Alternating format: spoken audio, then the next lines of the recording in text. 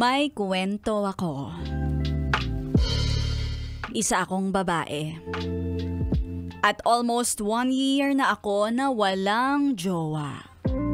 Oh, hindi naman yun nakakatawa. Okay lang naman yun. Bakit?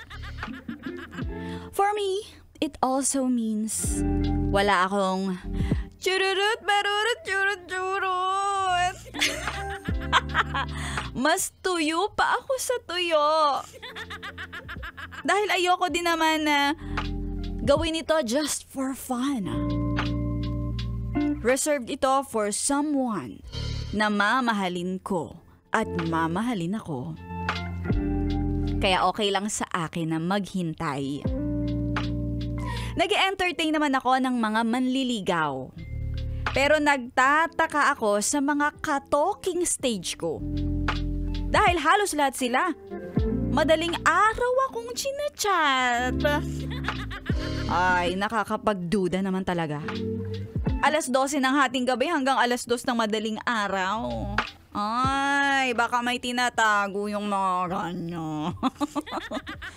Ang bibigyan na oras sa'yo, yung alanganing oras. Ayoko ng ganon. Kaya minabuti ko na magpahinga na sa pakikipag-talking stage na puro red flag naman. Madalas kong ginugugol ang oras ko sa pagta-travel alone. Wow, travel. Ano ba yon? Trabaho, ipon, travel, enjoy. Tight. Mas gusto kong i-share ito sa iyong MILF, Maria Morena. Dahil sa bawat pinupuntahan kong bansa o mga small towns, meron akong niyayakap. Yakap lang. Yakap na walang mali siya. Ay! For me, it's therapeutic. Ang ginagawa ko, manghihingi ako ng favor sa isang tao o grupo ng tao, babae, lalaki, asking them if I can get a hug na walang mali siya. And people from all over the world are loving people, ha?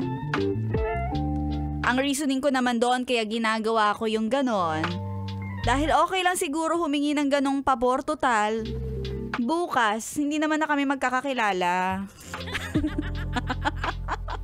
Sa bagay, malaki ang mundo. May ibang foreigner o mga kapwa Pinoy ko na hiningian ko ng pabor na makipagyakapan. And then mag-o-offer sa akin kung gusto ko daw ba ng more than that. Ay! Minsan nga magjowa pa ang nag-o-offer. 3 kami.